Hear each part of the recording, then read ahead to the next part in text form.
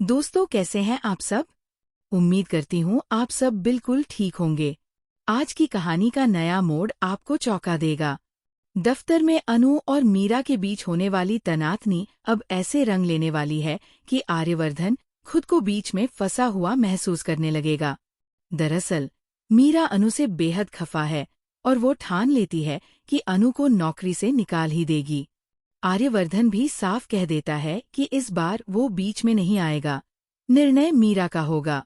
अनु के हाथ में ऑफिशियल लेटर थमाते हुए मीरा कहती है कि अब तुम इस ऑफिस का हिस्सा नहीं हो। जैसे ही मीरा अनु का हाथ पकड़कर बाहर निकालने की कोशिश करती है, तभी वहां आ जाते हैं जसवंत जी। जसवंत सच सामने रखते हैं। अनु ने दरअसल मीरा की इज्जत की रक्षा के लिए बहस की थी। ऑफिस के कुछ लोग मीरा और आर्यवर्धन के रिश्ते पर गलत बातें बना रहे थे। उन्होंने कहा कि मीरा को प्रमोशन इसलिए मिला क्योंकि आर्यवर्धन से उसका रिश्ता है। ये सुनकर अनु भड़क गई और उन्हीं लोगों से भिड़ गई। आर्यवर्धन ये सुनकर चौंक जाता है।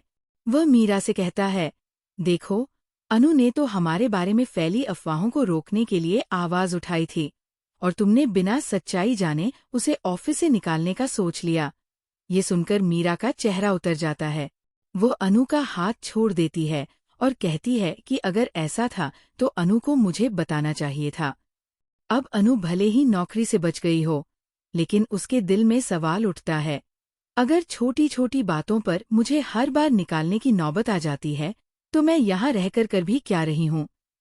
वो खुद ही ऑफिस छोड़ने का मन बना लेती है, लेकिन आर्यवर्धन उसे रोकते हैं और कहते हैं, अनु, कृपया ये ऑफिस मत छोड़ो।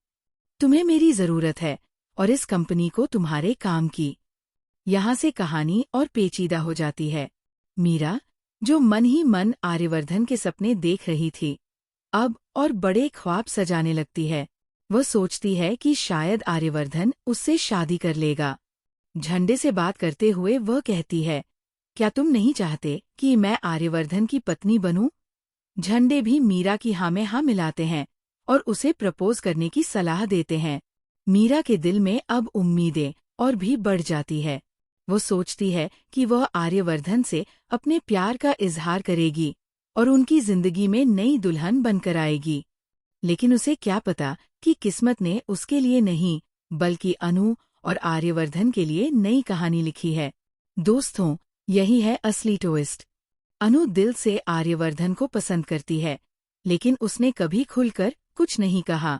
वहीं आर्यवर्धन हर रिश्ते से दूरी बनाकर चलता है।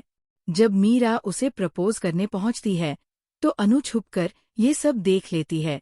मीरा अपनी भावनाएं जाहिर करती है, लेकिन आर्यवर्धन साफ कह देता है, मेरे रिश्तों का कोई भविष्य नहीं है, कृपया मुझे छोड़कर चली जाओ।